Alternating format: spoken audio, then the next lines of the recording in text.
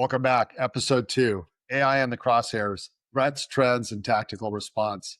Sounds really militaristic, but in reality, right, if you think about the threat landscape, we are in a war every single day in what we do, right? So from the actual grounds and boots on the ground, Jonathan, we'll keep the theme going.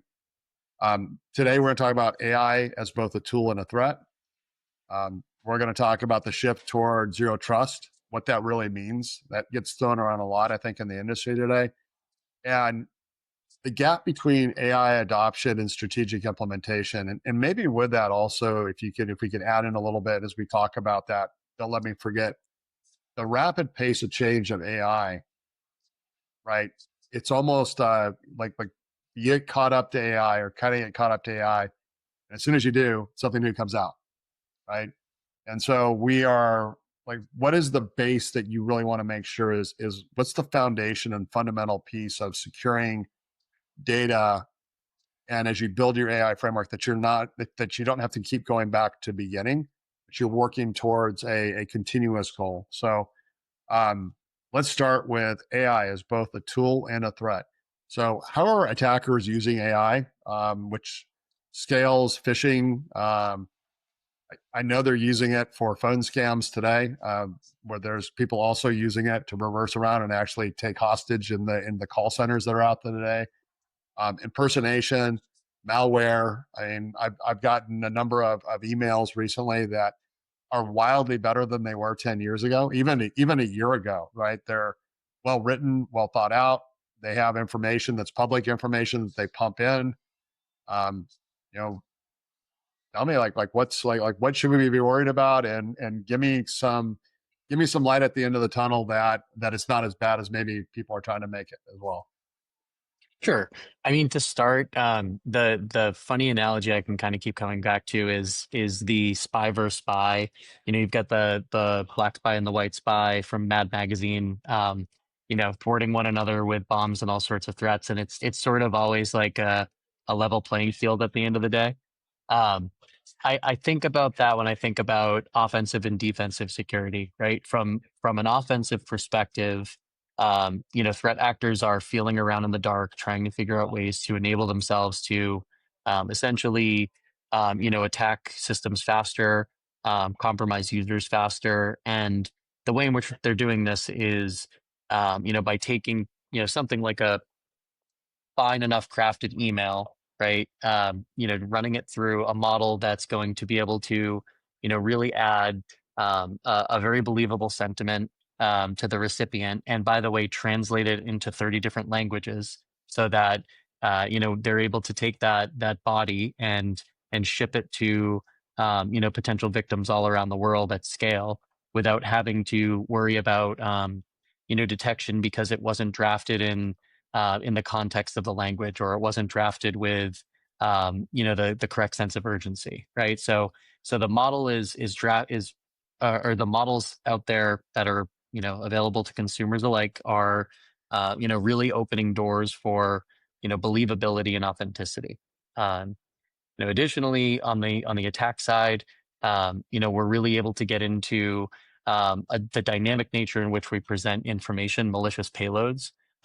We can now take models that are meant to be clicked on or downloaded, and render them in such a way that it feels extremely believable based on what particular service providers you're using. If you're a Microsoft customer, it can look unequivocally like Microsoft. Login prompts will look exactly the same. They'll have your watermark. They'll have things that feel exactly real, right? And conventional wisdom tells us to fall back to our training. We're really struggling to kind of figure out the best way to explain to users that this is just going to look exactly the same, right? You should heighten your spidey senses. You should be more skeptical, right? Um, by the same, on the same coin, the flip side is like in the defense realm, we're using those same tools and technologies to measure sentiment, to measure, scenario based logic, right? These 10 different things happened on my network. I'm gathering this data in a SIM. I'm going to ship it to a model that's going to analyze like what's happening in context of multiple technologies and make an assessment on, well, 8 of 10 things on this list are believable, but these other two things give me pause and make me second guess everything else. So in the grand scheme of things, these are how the tools are being used on both the attack and defense side. We'll talk a little bit, I imagine, about the general approach from a governance perspective and a user perspective. Absolutely. In fact, if you want to drop into that from both the general use perspective, and I have insight to what you're doing, but how are you utilizing this also for good, right? Everything for good can be used for bad. Everything for bad maybe can be used for good as well, right? So if you think about where you're utilizing it today, why Ella exists inside the environments today, and how we're utilizing that with the guardrails and guidelines that are put into it, just at a high level.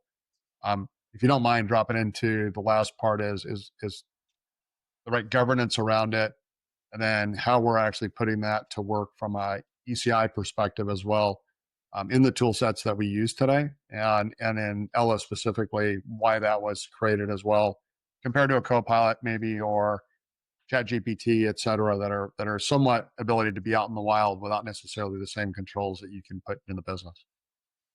Yeah, I think zooming out at 30,000 feet, the AI problem is just that we're dealing with a new frontier, a new technology that is incredibly powerful, and if we're not careful about how we're interacting with it, the obvious is true that it's going to increase our attack surface. It's potentially a place for data exfiltration. So the same rules apply on what we put into it, right? Data in, who has that data, who has access to that data, who has access to the tool that has access to the data. Let's be mindful of, taking a role-based approach to, providing that information to our users, and access to the tool thereafter. So if I'm training something on, highly sensitive data, I don't want to expose that to my level 1 employee, right? Um, I think the the way in which we're approaching the problem with tools like Ella and to an extent Copilot, it's all about making sure that the tool's reachability to that data is restricted and focused, right? If I'm a threat actor, what I'm doing now is I'm going out to LinkedIn. I'm doing some open source intelligence to find, who the CEO of ECI is. Suffice to say that that individual is going to have keys to the kingdom, right? HR data, payroll data, data to financial forecasting, right? I want to attack that individual, and I want to immediately drop into Copilot and say, provide me Jonathan Brucato's salary, provide me, where he lives, provide me his social security number.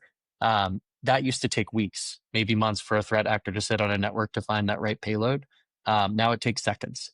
So getting access to the tools, where you can access the tools, and what's going into the tools, it is all being taken into consideration. The way we're doing it with Ella, we're providing a safe and functional method to be able to use your own data, to be able to curate your experience, and to be able to take advantage of the publicly available models out there, right? Again, I think the big thing here is all about controlling the experience, right? If you give users a really, really good experience on something, it allows you some governance and control around the things that you don't want them using. It's sort of, if I make it really good for them, I can dissuade them from doing it the wrong way. Interesting. Okay, so I heard least privilege access, almost that approach to the same thing of how you give out the access controls within an AI model. Use restrict. I'd probably say is the flip side of that is open up the data to what you're supposed to have access to. Secure the data, right? So the user and the data become really important. And the last piece is the right guidelines and controls that you can measure and report against. So the first two are I believe I've actually secured the things that I'm supposed to. Two, I've given people access to what they're supposed to have access to. And three is check, right? So it's an inspect what you expect from the system, or maybe it's a trust but verify. I'm in the world of cybersecurity. So great pieces that are there. zero trust, right? The famous word that gets thrown around is this the shift towards zero trust. Is that real? I've been hearing zero trust for almost a decade, and it keeps coming out in different forms. It seems like it seems to like evolve. And so, where are we at today? How does it play in the environments we're in, specifically with AI? Yeah, I mean, zero trust is at face value, don't trust at all, right? If you're assume compromise, assume that you will be compromised, right? What happens in the event of that compromise? Who has access to what? Um, if can that threat actor move laterally? Can that threat actor exfiltrate, information? I believe that, you know, I don't know, 20 years ago, you would see any shop across the world, providing things like VPN access to, almost everybody, or, providing flat level permissions.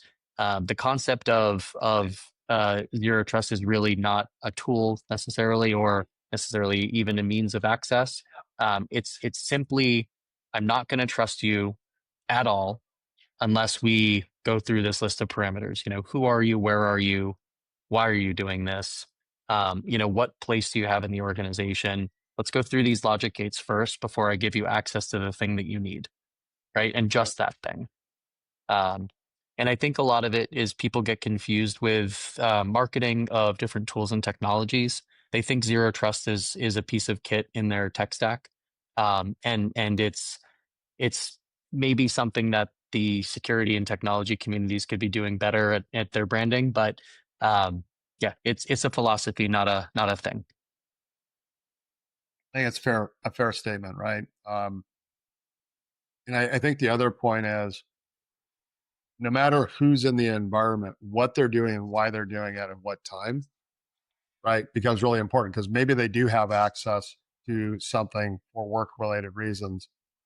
When they're doing it and why they're doing it, right, is the zero trust component is really understanding, again, inspect what you expect, trust but verify, inside the scenarios that are there. So I think some really good points.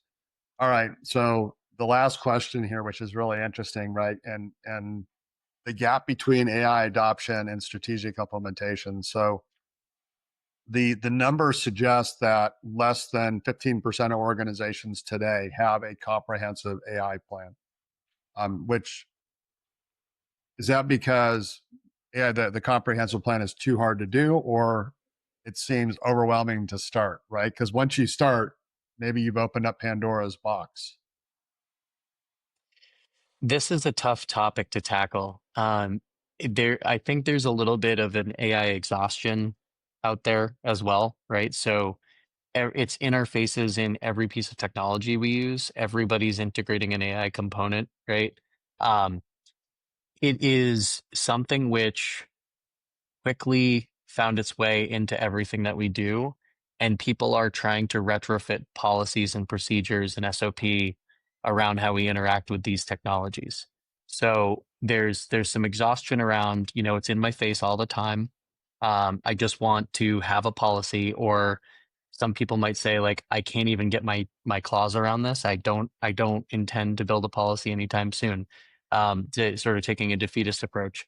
I think as I observe our customers, people are taking an approach to, I need to I need to I need to enable my users to be successful and competitive, right? There's this fear of missing out element to it as well. Like, such and such a firm is really enabling their users. How can I get there yesterday, right? So the FOMO is starting to take over people a little bit.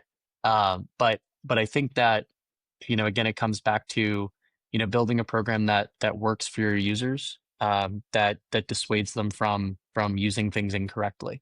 It's persuasion ultimately at the end of the day, right? And last thing I'll say on it is from the get go, it's always felt like the people who are doing it really well, who are really integrating into their business practices really well, are putting their creative hats on, right? Like, why, like, where can I activate my business to be more efficient? What realms do I really need to solve with these tools? How can I How can I save clicks here or save a day's worth of research there, and turn it into practical storyboards and use cases. Thinking practically and thinking creatively, really opens the doors to an easily or more informed AI policy. Yeah, I think that's really important.